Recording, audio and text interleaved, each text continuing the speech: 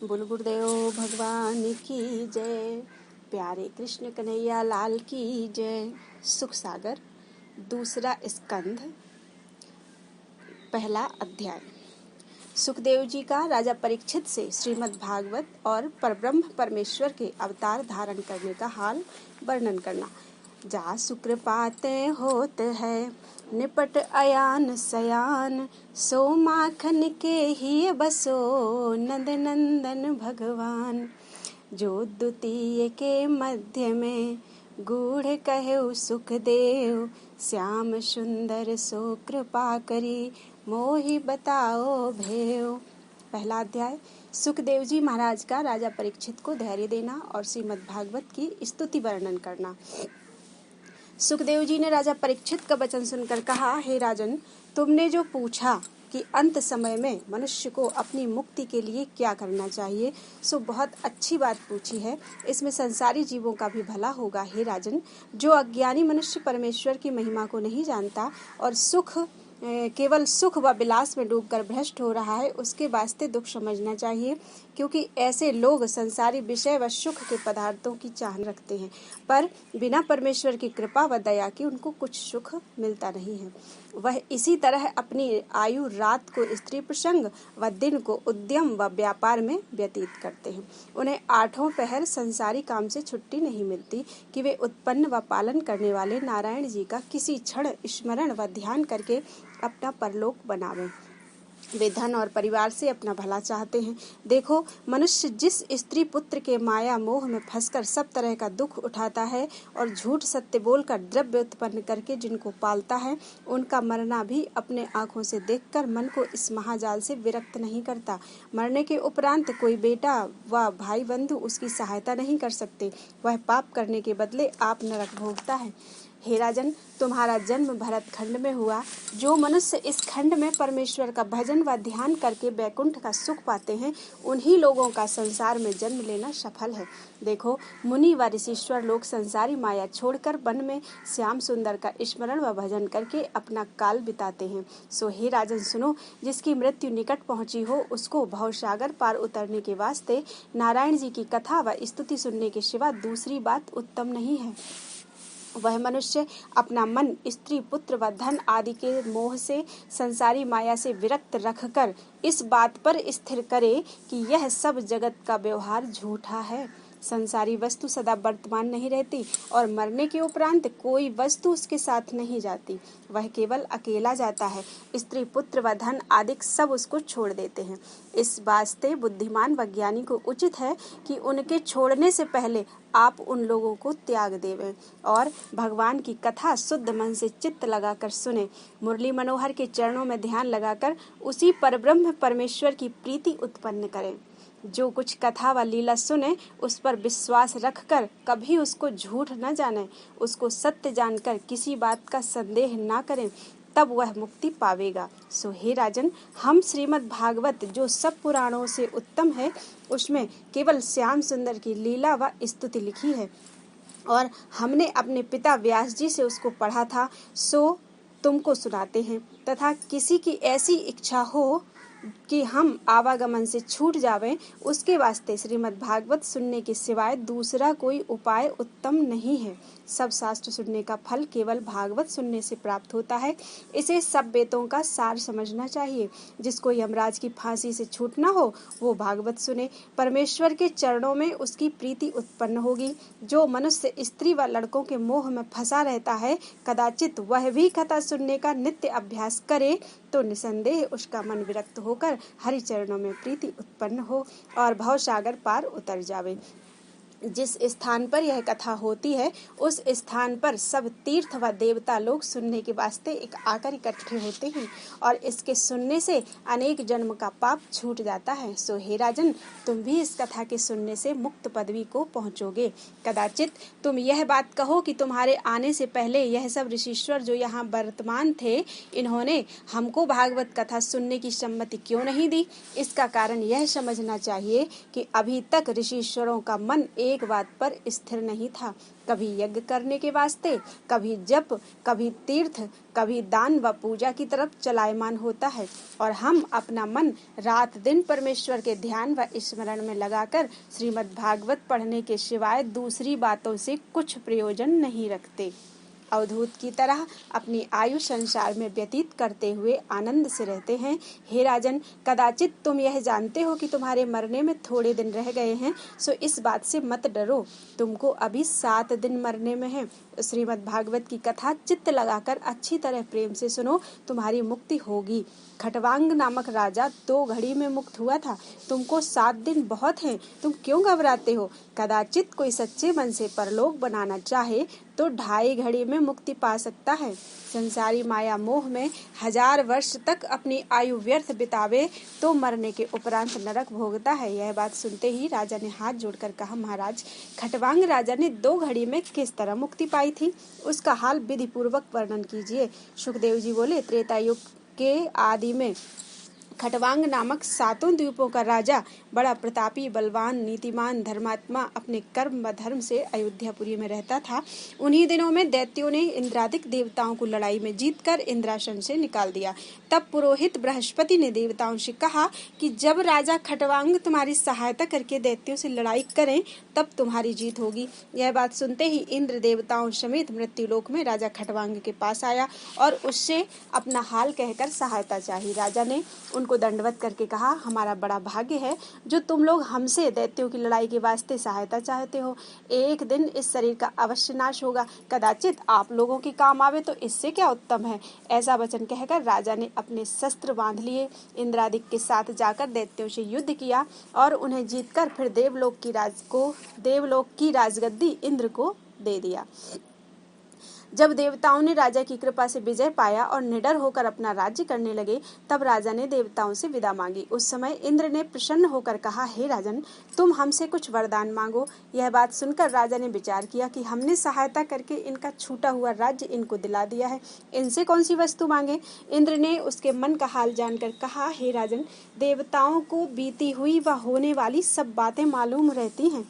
हम लोग दैत्यों के उपद्रव से व्याकुल थे, क्योंकि वह हमसे बलवान है, इसलिए तुमसे सहायता चाहिए थी। ऐसा वचन सुनकर राजा ने अपने बुढ़ापे को सोचकर देवताओं से पूछा, पहले तुम यह बतलाओ कि मेरी आयु में कितने दिन हैं, तब मैं तुमसे वरदान मांगू। इंद्र ने विचार कर कहा कि हे राजन, तुम्हारी आयु में केवल 4 घड़ी हैं। यह बात सुनते ही राजा ने देवताओं से कहा कि हम वरदान मांगते हैं कि हमें इसी क्षण अयोध्या में पहुंचा दीजिए। वहां हमारी कर्म भूमि है। अब मेरे मरने का समय निकट पहुंचा, वहां जाकर मैं ऐसा कर्म करूं जिसमें आवागमन से छूटकर भवसागर पार उतर जाऊं। इंद्र ने उसी समय बहुत वेग से चलने वाला एक विमान राजा को दिया। राजा उसी विमान पर चढ़कर 2 घड़ी में अपने स्थान पर पहुंचे। हे राजन, उसने भरत खंड को देवलोक से अच्छा जाना, जो मरने के वास्ते अयोध्यापुरी में आया। सो तुम विश्वास करके जानो कि भरत खंड बहुत अच्छा स्थान है। राजा ने अयोध्या में आकर उसी 2 घड़ी में द्रव्यादिक सब वस्तु ब्राह्मणों को इच्छा पूर्वक दान देकर अपने बेटे को राजगद्दी पर बैठा दिया और स्त्री पुत्र व राज्य का माया मोह मन से तोड़कर वैराग्य धारण करके सरयू नदी के किनारे जा बैठा और भगवान के ध्यान में लीन होकर योगाभ्यास से अपना तन त्याग कर बैकुंठ को सिधारा। सो हे राजन, उसकी मुक्ति 2 घड़ी में हुई। तुझे अभी 7 दिन बहुत हैं। तुम अपना मन संसारी माया से तोड़कर सब इंद्रियों को अपने वश में करके परमेश्वर के विराट रूप का ध्यान करो। सब लोग उसी रूप में वर्तमान है। ऊपर के 7 लोग, कमर से ऊपर, शरीर की बात हो रही है, शरीर में ही सभी लोक व्याप्त हैं, 7 लोक। तो ऊपर के 7 लोग कमर के ऊपर और नीचे के 7 लोग कमर के नीचे, उस आदि पुरुष को समझो। जितनी वस्तु तुम संसार में देखते हो उस रूप से कोई बाहर नहीं है। यह बात विचार कर उस तेज के साथ जिसके प्रकाश से सूर्य और चंद्रमा प्रकाशित हैं ध्यान लगाओ। सब जीव में उसी तेज का चमत्कार जानकर उसके सिवाय सब जगत का व्यवहार झूठा समझो। जो कोई उसको सब जगह पर एक सा देखता है उसे किसी शत्रु का डर नहीं रहता। अर्थात जो कोई भगवान को सब जगह पर एक सा देखता है उसे किसी शत्रु का डर नहीं रहता, क्योंकि हर एक इंसान में तो ईश्वर ही है। और मित्र से भी सहायता की इच्छा नहीं रहती। सब जीवों में उसी का प्रकाश उसको दिखाई देता है। श्री कृष्ण जी के चरणों का ध्यान हृदय में रखकर श्रीमद् भागवत की कथा मन लगाकर सुनो, तुम्हारी मुक्ति हो जाएगी। इन सब बातों से सुखदेव जी महाराज का यह अभिप्राय था कि तक्षक सांप का डर राजा की चित्त से निकल जाए। तब जब राजा अपने मन में विश्वास करें कि नारायण जी के सिवाय दूसरी वस्तु में कुछ प्रकाश नहीं है, तब तक्षक का डर छोड़कर यह समझे कि किसको कौन काटता है। जब इस तरह का ज्ञान मन में आवे तब वह जीवन मुक्त हो जाए। सुखदेव जी महाराज की ये बातें सुनकर राजा परीक्षित ने प्रसन्न होकर कहा, महाराज मैं किस तरह बैठकर कौन से रूप का ध्यान करूं? सुखदेव जी बोले, हे राजन, तुम कमलासन बैठो और एक चित्त होकर अपने हृदय में परमेश्वर के सूक्ष्म रूप का ध्यान करो। कदाचित अंतःकरण में उस स्वरूप का ध्यान न कर सको तो सब संसार परमेश्वर के विराट रूप में जानकर उसका ध्यान लगाओ। विराट रूप इस प्रकार का है। पाताल परमेश्वर के पांव हैं। ओम हरि। रसातल लोक घुटना, सुतल लोक जंघा, वितल व अतल लोक नितंब, पृथ्वी कमर, आकाश नाभि, ज्योतिष चक्र जहाँ सूर्य व चंद्रमा रहते हैं छाती, महरलोक गला, जनलोक मुख, तपलोक माथा, ब्रह्मा का सत्यलोक सिर, उस आदि पुरुष का है। इंद्रादि देवता उनकी भुजाएं, दसों दिशाएं उनके कान, अश्विनी कुमार नाक, सब सुगंध नाक का छेद, अग्निमुख आकाश आंखों के रहने का गड्ढा, सूर्य आंख दिन रात पलक भांजना, जल पांव, सब जगत का स्वाद जिह्वा, यमराज दांत, माया उनकी हंसी, लज्जा ऊपर का होठ, लालच नीचे का होठ, धर्म छाती, अधर्म पीठ, सब वृक्ष शरीर के रोम, मेघ घटा सिर के बाल, नदियां शरीर की नसें, पहाड़ तन की हड्डी, समुद्र पेट, हवा श्वास, मन चंद्रमा, पानी मेह का वीर्य, प्रातः व संध्या परमेश्वर का वस्त्र है। परमेश्वर के उस रूप में मनुष्य बुद्धि से घोड़ा गधा खच्चर ऊंट नख से हिरण परमेश्वर के उस रूप में मनुष्य बुद्धि से और घोड़ा गधा खच्चर ऊंट नख से, हिरण आदि पशु जंघा से, पक्षी आदि जिह्वा से, गंधर्व विद्याधर चारण व अप्सरा स्वर से, भेड़िया आदि पैर की झिल्ली से, यज्ञादिक परमेश्वर के मर्म से उत्पन्न हुए हैं। सो मनुष्य के तन में ज्ञान रहता है, पशु पक्षी आदि में ज्ञान नहीं होता। इस तरह जो परमेश्वर का विराट रूप है उसी का तुम ध्यान करो। जब इसमें तुम्हारा मन लग जावे तब छोटे स्वरूप का ध्यान करना। बोलो वृंदावन बिहारी लाल की जय। दूसरा अध्याय। सुखदेव जी का यह बात वर्णन करना कि परमेश्वर ने अपने भक्तों के वास्ते जो उनके नाम पर वन में जाकर उनका भजन करते हैं सब खाने व पहनने के पदार्थ तैयार कर रखा है। सुखदेव जी ने कहा, हे राजन, पहला रास्ता परमेश्वर के ध्यान करने का यही विराट रूप है, पर जब पहले अपना मन संसारी माया से विरक्त कर लेवें तब नारायण जी की तरफ मन लगता है। परमेश्वर का ध्यान करने से संसारी माया छूट जाती है। जो लोग बुद्धिमान व ज्ञानी हैं वे आठों पहर हरि चरणों में ध्यान लगाकर संसारी व्यवहार से कुछ प्रयोजन नहीं रखते।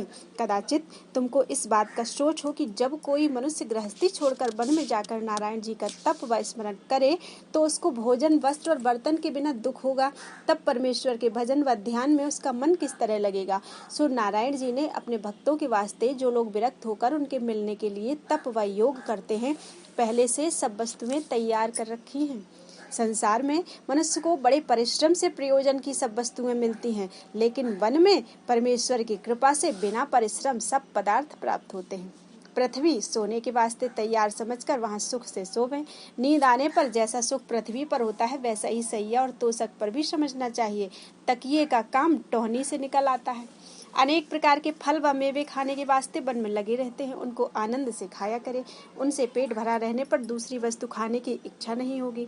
उनको बर्तन भी नहीं चाहिए, उनको दोनों हाथों से अच्छा दूसरा बर्तन नहीं हो सकता जिसको चोर और ठग नहीं चुरा सकते, और पुराने होने का डर नहीं रहता। कपड़ा पहनने के वास्ते वृक्ष की छाल उत्तम है, जिसके फटने का कुछ सोच नहीं रहता। कदाचित छाल में शरीर छिपाया ना जा सके, जाड़ा मालूम हो तो नगर और गांव के निकट घूरों पर लत्ते व चिथड़े पड़े रहते हैं, उनको लाकर पानी से धोकर अपना तन छिपा लेवें। पहाड़ों के दर्रों को रहने के वास्ते स्थान समझें, दर्रों को तालाब, नदी आदि में पानी पिएं, उसी में स्नान करें। जो मनुष्य वन में जाकर परमेश्वर की शरण में रहता है, शेर और भालू आदि जीवों से परमेश्वर उनकी रक्षा करते हैं। हे राजन, हम कुछ लालच अपने प्रयोजन के वास्ते तुम्हारे पास नहीं लाए हैं।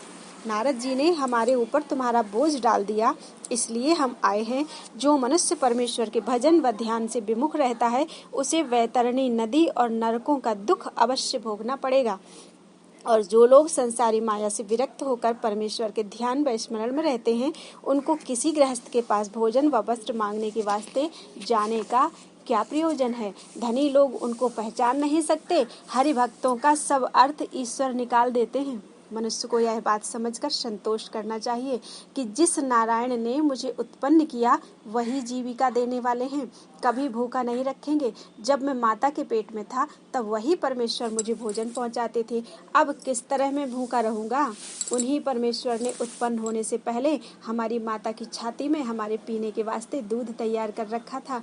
थोड़ा सा विचार करके समझना चाहिए कि कुचों में सब मांस रहता है। परमेश्वर की दया व कृपा के बिना उसमें दूध किस भांति उत्पन्न हुआ। यह हाल देखने पर भी जो मनुष्य संतोष ना रखे और परमेश्वर को भूलकर खाने पहनने का सोच करे, उसे मूर्ख समझना चाहिए। देखो, जो कोई गाय व बैल आदि पशुओं को अपने द्वार पर बांधते हैं, वे लोग उनके घास व दाने की फिक्र रखते हैं। नारायण जी जो सबकी जीविका देने वाले हैं, वह कैसे अपने दास की चिंता छोड़कर उसे भूखा रखेंगे। उस समय तो परमेश्वर ने तुमको नहीं भुलाया जब तुम एक बूंद पानी के समान थे। फिर परमेश्वर ने अपनी महिमा से तुम्हारे हाथों में 10 उंगलियां उत्पन्न करके दोनों कांधों पर 2 भुजाएं बनाई। अब तुम किस तरह जानते हो कि नारायण जी तुम्हें भूल जाएंगे। हे राजन, किसकी सामर्थ्य है जो परमेश्वर के गुणों का हाल जान सके।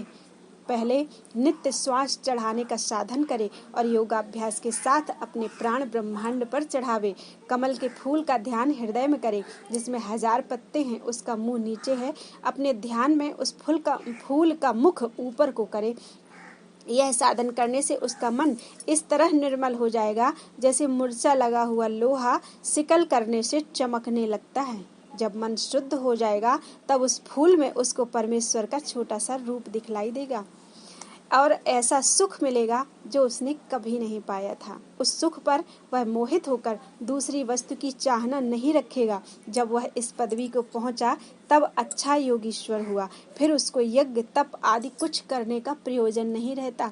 वह परमेश्वर का चमत्कार सब जीवों में एक सा देखकर किसी के साथ शत्रुता व मित्रता नहीं रखता। सो हे राजन, पहले तुम विराट स्वरूप का ध्यान करो। जब तुम्हारा मन स्थिर हो जावे तब अपने हृदय में उसी कमल का ध्यान लगाओ।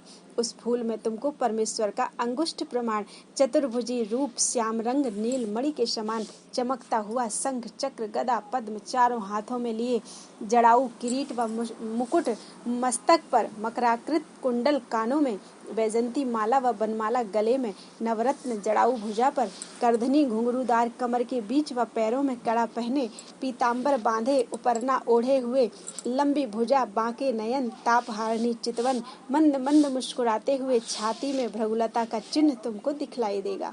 कदाचित संपूर्ण रूप का ध्यान तुमसे एक बार ना हो सके तो पहले चरणों से आरंभ करके एक एक अंग को ध्यान में लाओ। धीरे धीरे सब रूप तुम्हारे ध्यान में आ जाएगा। जब अच्छी तरह वह रूप तुम्हारे ध्यान में आ जावे तब तुम श्वास खींचने की साधना करके अपने प्राण मस्तक पर चढ़ा लेना। जिस मनुष्य के प्राण ब्रह्मांड तोड़कर निकलते हैं वह जीव सूर्य मंडल में होकर बैकुंठ पहुंचता है, फिर उसका आवागमन नहीं होता। जो लोग यज्ञ तप दान तीर्थादिक करके अपना तन त्याग करते हैं वह चंद्रमा के द्वार पर होकर देवलोक आदि में अपने कर्मानुसार जाते हैं और अपने पुण्य के प्रमाण वहाँ का सुख भोग कर उनको फिर संसार में जन्म लेना पड़ता है। वे आवागमन से नहीं छूटते। मकर से लेकर मिथुन की संक्रांति तक 6 महीने सूर्य उत्तरायण में रहते हैं। यह देवताओं के दिन है। इस 6 महीने में मरने वाले मनुष्य सूर्य के द्वार पर होकर वैकुंठ हो जाते हैं। कर्क से धन की संक्रांति तक 6 महीने सूर्य दक्षिणायन में रहते हैं। यह देवताओं की रात्रि है। इस 6 महीने में मरने वाले लोग चंद्रमा के द्वार पर होकर देवलोक आदि में जैसा कर्म किया हो जाते हैं, वहाँ का सुख अवधि पर्यंत भोग कर उनको फिर संसार में जन्म लेना पड़ता है। दोनों तरह के धर्म की राह हमने तुमसे कह दिया, इसके सिवाय कोई तीसरी राह नहीं है। हे राजन, जो कोई मनुष्य के तन में परमेश्वर का भजन व स्मरण करके अपनी मुक्ति नहीं बनाता, उसको फिर 84 लाख योनि में जन्म लेना पड़ता है। जो कोई इस तन में परमेश्वर को नहीं पहचानता और अपनी आयु खेल कूद व संसारी माया में फंसकर नष्ट कर देता है, उसकी वह गति समझना चाहिए जिस तरह कोई मनुष्य बड़े परिश्रम से ऊंचे पहाड़ पर चढ़ गया, तब उसको अपना मनोरथ मिलने के वास्ते थोड़ा सा परिश्रम रह जाता है। उसी तरह जब जीव ने मनुष्य का तन पाया तो जानो वह ऊंचे पहाड़ पर चढ़ चुका। कदाचित उसने इस तन में परमेश्वर का भजन व स्मरण करके अपना काम नहीं बनाया तो जानो वह उस पहाड़ से नीचे पृथ्वी पर गिर पड़ा। फिर 84 लाख योनि में जन्म पाकर उस पहाड़ के ऊपर वह पहुंच सकता है। जिसने जन्म अपना व्यर्थ खोया, वह मरने के उपरांत मन में बहुत पछता कर कहेगा कि देखो, मैंने कैसा बुरा काम किया जो परमेश्वर को नहीं जाना और संसारी माया मोह में लिपट कर नष्ट हुआ। फिर वह बात हाथ से जाती रहेगी। इसलिए मनुष्य को यह ध्यान रखना चाहिए कि प्रतिदिन मेरी आयु क्षीण होकर मृत्यु के दिन निकट चले आते हैं। जो दिन बीत गए वह फिर आ नहीं सकते। इस बात का 8वां पहर मन में विश्वास रखकर एक क्षण भी परमेश्वर को ना भुलावें और नारायण जी के भजन व स्मरण में दिन काटें।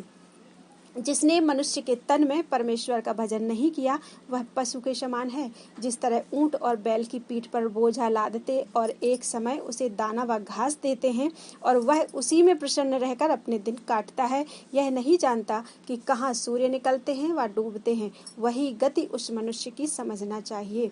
हे राजन, परमेश्वर थोड़ा ध्यान करने में ही मनुष्य से प्रसन्न होकर उसको मुक्ति देते हैं। श्री कृष्ण जी ने गीता में अर्जुन से कहा है कि 4 समय में मनुष्य अवश्य मेरा स्मरण करते हैं। एक तो जब मनुष्य रोगी होकर दुख पाता है, दूसरे जिसको मेरे मिलने की इच्छा होती है, तीसरे जब किसी का कुछ काम अटकता है, उसे किसी वस्तु के पाने की इच्छा होती है, चौथे ज्ञानी जो मुझे पहचान कर मेरे भेद को पहुंचा है। वे लोग अपना अपना अर्थ सिद्ध होने के वास्ते मेरा स्मरण व ध्यान करते हैं। सो मैं चारों तरह के याद करने वालों से प्रसन्न होता हूँ, पर ज्ञानी से अधिक, क्योंकि वह सदा मेरे ध्यान में रहता है। हे परीक्षित, तू मन में कुछ संदेह मत कर, इस 7 दिन में अवश्य तेरी मुक्ति होगी। ओम हरि। हम श्रीमद् भागवत की अमृत रूपी कथा कहते हैं, तुम चित्त लगाकर सुनो, भवसागर पार उतर जाओगे। बोलो वृंदावन बिहारी लाल की जय। 3रा अध्याय। सुखदेव जी महाराज का यह हाल वर्णन करना कि किस देवता की आराधना करने से कौन फल मिलता है। सूत जी ने शौनकादिक ऋषीश्वरों से कहा कि जब राजा परीक्षित ने परमेश्वर के ध्यान करने का यह सब हाल सुना, तब घबराकर मन में कहा कि किस तरह से नारायण जी का यह स्वरूप मेरे ध्यान में आवेगा। इसी चिंता में राजा का मुख मलिन हो गया। तब सुखदेव जी ने राजा को उदास देखकर ऐसा विचारा कि कदाचित राजा के मन में कोई इच्छा रह गई है, इस कारण राजा का मुख उदास हो गया है। सो मैं अपनी बातों से इनके चित्त का हाल मालूम कर लेता हूँ। यह विचार कर सुखदेव जी बोले, हे राजन, जो कोई अपना सत्य बढ़ाना चाहे वह ब्रह्मा जी की उपासना करे। जो अपनी इंद्रियों को पुष्ट करना चाहे वह राजा इंद्र की उपासना करे। जो अधिक संतान होने की इच्छा रखे वह दक्ष प्रजापति की उपासना करे। जो द्रव्य की इच्छा रखे वह माया देवी की उपासना करे। जो अपने रूप का तेज बढ़ाना चाहे वह अग्नि की उपासना करे। जो अन्न व घोड़ा आदि पाने की चाह न रखे वह 8 वसु देवताओं की उपासना करे। जो कामदेव की वृद्धि चाहे वह रुद्र की उपासना करे। जो कोई अपने तन में अधिक बल होने की इच्छा रखता हो वह इला देवी की उपासना करे। जो सुंदरता अधिक चाहे वह गंधर्वों की, जिसे सुंदर स्त्री की इच्छा हो वह उर्वशी अप्सरा की। जो मनुष्य यश की इच्छा रखता हो वह यज्ञ भगवान की। जो विद्या चाहे वह महादेव की। जो अपने परिवार की बढ़ती चाहे वह दिव्य पितरों की। जिसको अपने कुल व परिवार की रक्षा करनी हो वह पुण्य जीवों की। जिसको राजगद्दी की इच्छा हो वह मनु की। जो कोई अपने शत्रु का नाश चाहे वह निरति राक्षस की।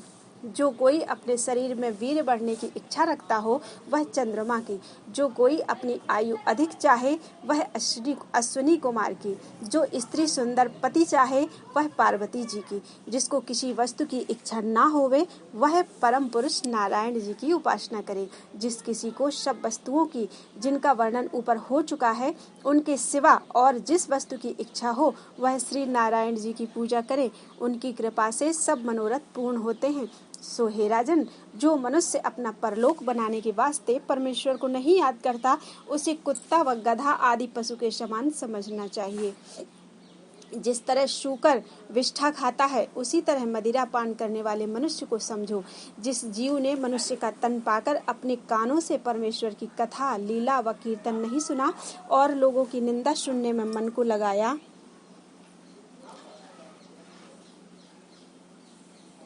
उसके कान बिच्छू व सांप के बिल के समान हैं। जिसने जिह्वा से परमेश्वर का नाम नहीं जपा उसकी जिह्वा मेढक के समान जानना चाहिए जो वृथा वर्षा ऋतु में चिल्लाया करता है।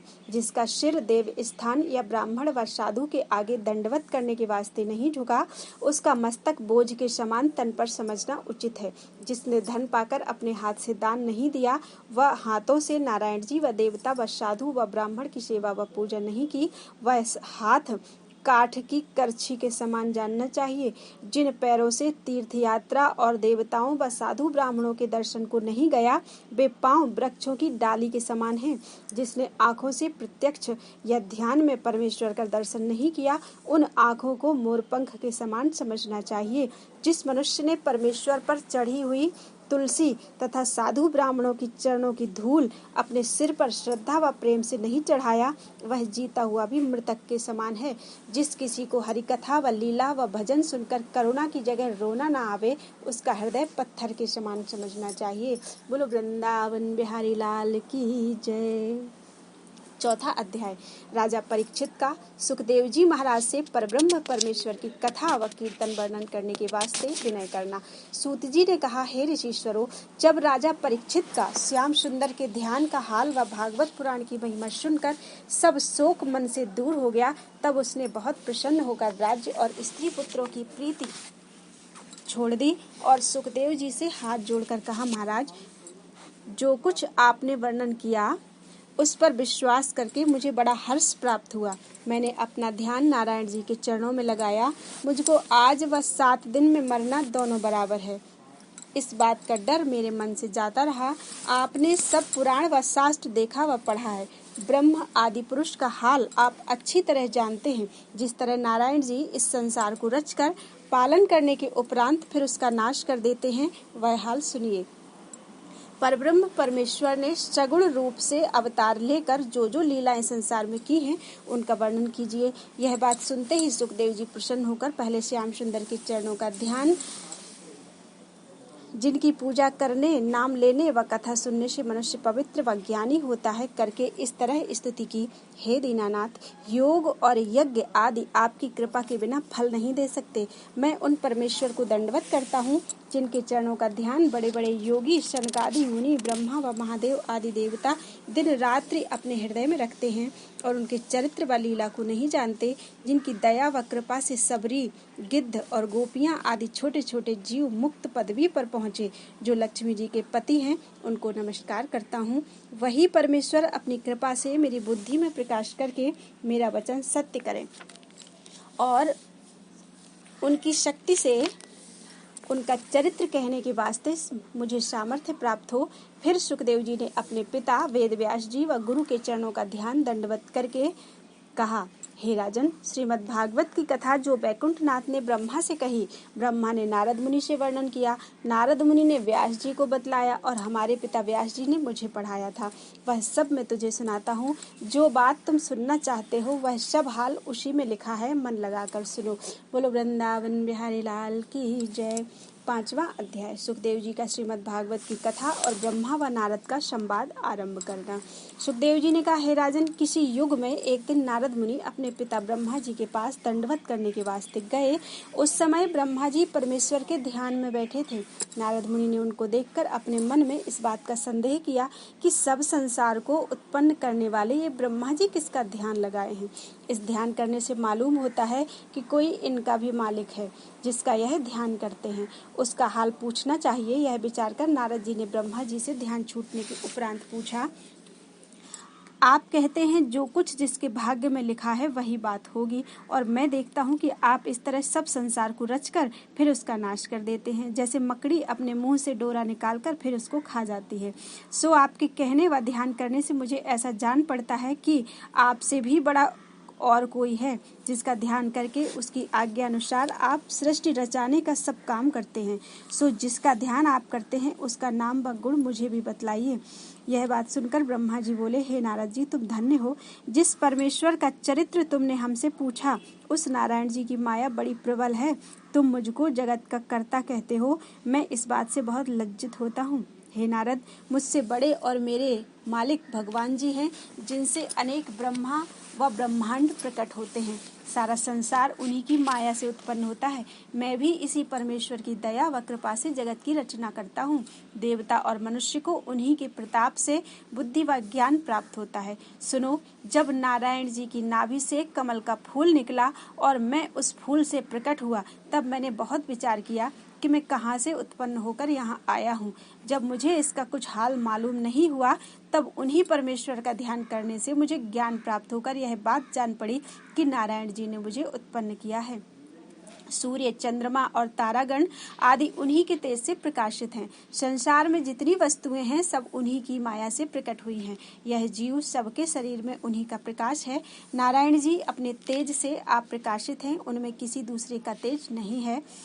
उनके आदि व अंत व भेद को कोई नहीं जान सकता कि उस परब्रह्म परमेश्वर का हाल वर्णन कर सके, पर नारायण जी की कृपा से जितना मुझे मालूम है सो तुमसे कहता हूँ। सुनो, जब नारायण जी को इस बात की चाह होती है कि हम अकेले हैं, बहुत से रूप हो जावें, तब उनकी इच्छा से बहुत रूप हो जाते हैं। जब मैं कमल के फूल से उत्पन्न हुआ, तब मुझको नारायण जी ने आज्ञा दी कि तू संसार की रचना कर। उस समय मैंने मन में विचार किया कि किस तरह संसार की उत्पत्ति करूं। तब उन्हीं नारायण जी की माया से सात्विक, राजस, तामस 3 गुण प्रकट हुए और मुझको अपने हृदय में बुद्धि का चमत्कार दिखलाई दिया। मैंने उन्हीं तीनों वस्तुओं की सामर्थ्य से 5 तत्व और सारा संसार उत्पन्न करके पृथ्वी को रचा। मिट्टी, आग, पानी, हवा और आकाश, इन 5 तत्वों से सब जीवों का शरीर बनाया। जो पृथ्वी मैंने कमल के पत्ते से बनाई थी वह पानी पर नहीं ठहरती थी, 1000 वर्ष तक बराबर हिलती रही। जब हमने नारायण जी से पृथ्वी के हिलने का हाल कहा, तब उसी आदि पुरुष ने अपनी शक्ति से पृथ्वी को पानी पर स्थिर कर दिया तो उसका हिलना बंद हो गया। उसी शक्ति को ब्रह्मांड व विराट रूप कहते हैं। वेद में लिखा है कि उस रूप के 1000 सिर, 1000 हाथ, 1000 पाँव, 1000 आँख और कान हैं। बोलो वृंदावन बिहारी लाल की जय। 6वां अध्याय, ब्रह्मा जी का नारद जी से नारायण जी के विराट रूप का हाल कहना। सुखदेव जी बोले, हे राजन, ब्रह्मा जी ने नारद से कहा कि नारायण जी के विराट रूप का हाल इस तरह है कि ऊपर के 7 लोक कमर के ऊपर, नीचे के 7 लोक कमर के नीचे। उनका तन समझना चाहिए। अग्नि मुख, वृक्ष शरीर के रोम, 10 दिशाएं कान, समुद्र पेट, सूर्य आँख, पहाड़ तन की हड्डी, नदियां शरीर की नसें, हवा श्वास, इंद्रादिक देवता भुजाएं, अश्विनी कुमार नाक, सब सुगंध, नाक का छेद, आकाश आँखों का गोलक, दिन रात पलक भांजना, जल पैर, जगत का स्वाद जिह्वा, यमराज दांत, माया हंसी, लज्जा ऊपर का होठ, लालच नीचे का होठ, धर्म छाती, अधर्म पीठ, मेघघटा सिर के बाल, वर्षा का पानी वीर्य, उनके विराट रूप में समझना चाहिए। इसके सिवा और सब जगत के व्यवहार इसी रूप में वर्तमान है। इसलिए तपस्वी व ऋषीश्वर लोग नारायण जी का प्रकाश सब जगह एक सा समझकर किसी को दुख नहीं देते। हरा वृक्ष काटने से अवश्य समझना चाहिए कि परमेश्वर को दुख पहुँचेगा। संसार में हानि, लाभ, यश, अपयश, दुख, सुख परमेश्वर की इच्छा से होता है।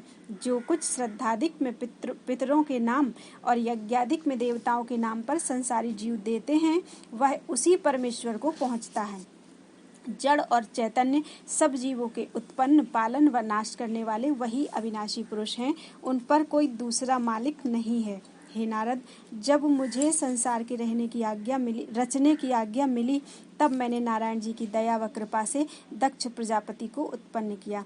उससे बहुत मनुष्य हुए। उन्हीं नारायण जी के चरणों का ध्यान अपने हृदय में रखने से मुझे संसार रचने की सामर्थ्य है। वही परमेश्वर आदि मध्य व अंत में सदा एक तरह रहता है, घटने और बढ़ने व पुराने होने से रहित है।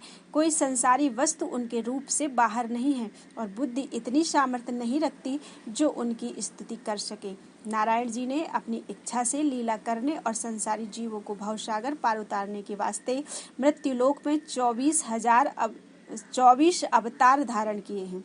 मनुष्य को चाहिए कि सदा उन अवतारों की लीला की चर्चा करे और परमेश्वर के ध्यान में तथा उनके नाम का स्मरण करने में लीन रहें। तब उनका अंतःकरण शुद्ध व पवित्र होकर उसमें परमेश्वर का प्रकाश चमके और आवागमन से छूटकर भवसागर पार उतर जाएं। देखो, उन्हीं परमेश्वर का भजन व स्मरण करने के प्रताप से ऋषीश्वर लोग जो कुछ किसी को शाप या आशीर्वाद देते हैं, वह बात उसी समय हो जाती है। ऋषीश्वर व महात्मा लोग मुझसे वेदाधिक सीखकर संसार में प्रकट करते हैं। परमेश्वर के वरदान से मेरा वचन झूठा नहीं होता, मेरा मन पाप की तरफ नहीं जाता, मेरी इंद्रियां अधर्म की चाहना नहीं करती। उसी परमेश्वर का ध्यान करने से ये 3 गुण मुझ में प्रकट हुए हैं। परमेश्वर ने मनुष्य के सब अंग एक एक देवता को सौंप दिए हैं, सो सब देवताओं का एक एक रूप अपने लोक में रहता है और उनका प्रकाश सूर्य के समान जिस तरह पानी से भरे बर्तनों में पड़ता है, उसी तरह सब जीवों के तन में समझना चाहिए। तीसरा, उनका प्रकाश देव मंदिरों में मूर्ति का रहता है। सूर्य का प्रकाश व चंद्रमा की किरणें पड़ने से चांदी व सोना व तांबा आदि की खानें जगत में प्रकट होती हैं। जो पाप व अधर्म मनुष्य से होते हैं, उनके प्रायश्चित धर्मशास्त्र में लिखे हैं। यह सब हाल कहकर ब्रह्मा जी ने श्रीमद् भागवत के जो 4 मूल श्लोक नारायण जी के मुखारविंद से सुने थे, वह चारों श्लोक नारद जी से कहकर बोले, हे नारद, वह परब्रह्म परमेश्वर निरंकार रूप किसी के देखने में नहीं आते, उनको कोई हाथ से पकड़ नहीं सकता।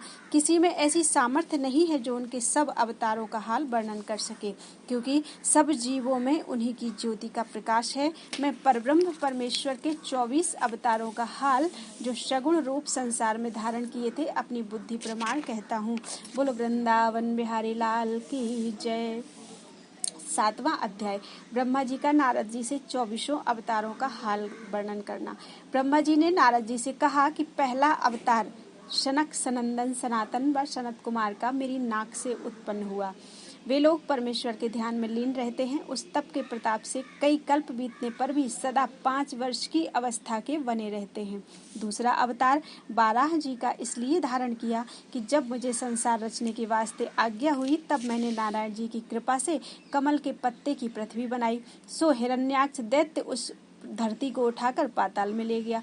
जब मैंने बैकुंठनाथ से विनय किया कि धरती के बिना जीव कहाँ रहेंगे, तब उन्होंने 12 रूप धरकर पाताल में जाकर हिरण्याक्ष को मार डाला और पृथ्वी को बाहर लाकर अपनी महिमा से जल पर स्थिर किया।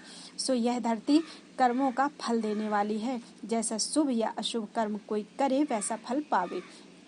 तीसरा अवतार यज्ञ पुरुष का लेकर संसारी राजाओं को यज्ञ करने के वास्ते राह बतलाकर कृतार्थ किया।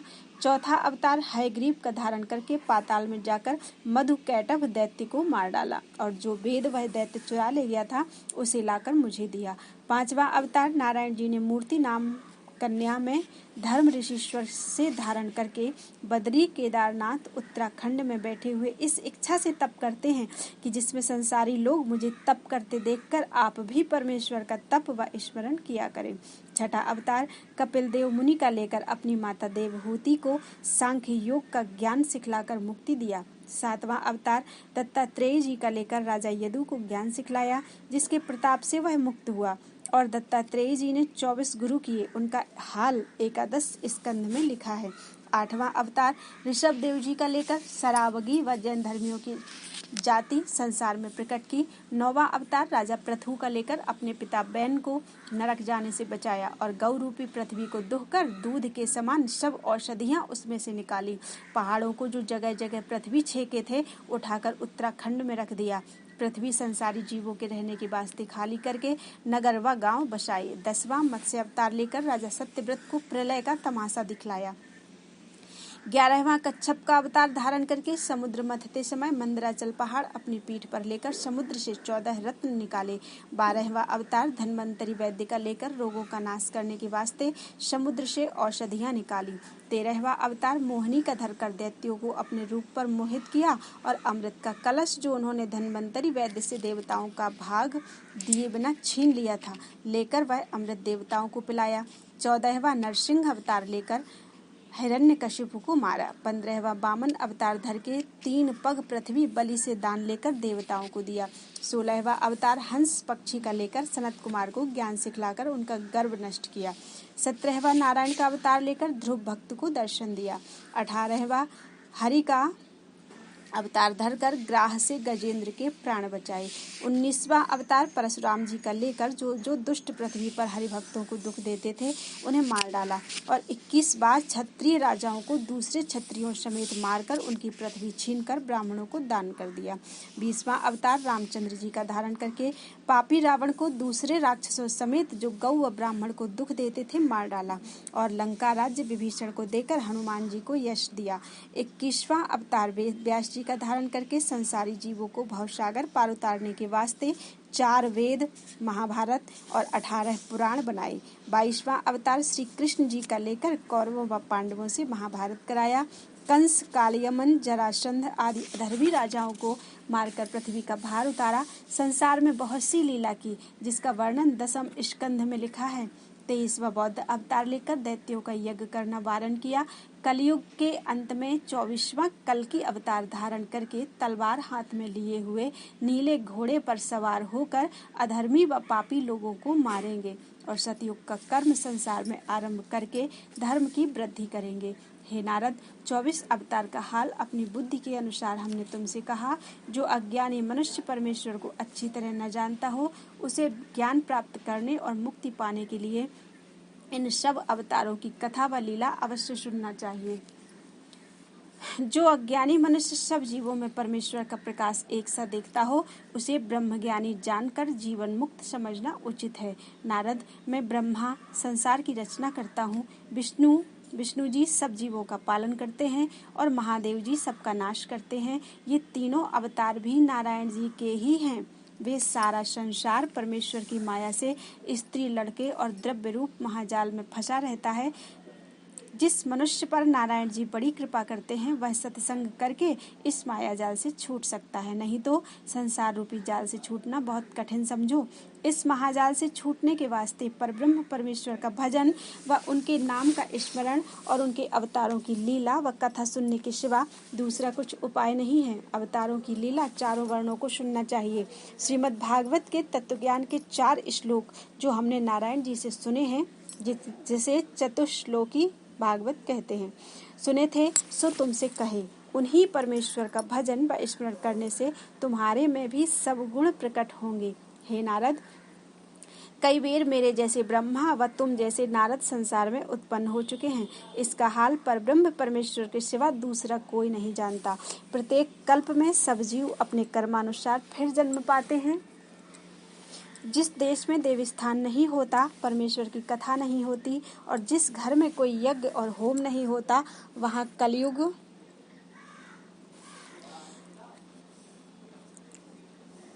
का वास अधिक होता है। वहाँ के मनुष्य क्रोध, लोभ और अहंकार में भरे रहते हैं। यही क्रोधादिक पाप की जड़ है और मनुष्य से अनेक प्रकार के अधर्म कराते हैं। परमेश्वर की माया को महादेव जी, दक्ष प्रजापति, देवता, शनकादिक, भृगु ऋषीश्वर, प्रहलाद, राजा बलि, अम्बरीश और प्राचीन बरहिस आदि थोड़ा सा जानते हैं। जिस जीव को अहंकार नहीं होता वही परमेश्वर की माया से छूटकर भवसागर पार उतर जाता है। जो लोग हरिभक्त होते हैं और परमेश्वर की शरण में रहते हैं उन पर माया का कुछ वश नहीं चलता। नारद जी नारायण जी का यह प्रताप ब्रह्मा जी से सुनकर बहुत प्रसन्न हुए और बीणा बजाते व परमेश्वर का गुण गाते हुए चले गए। बोलो वृंदावन बिहारी लाल की जय।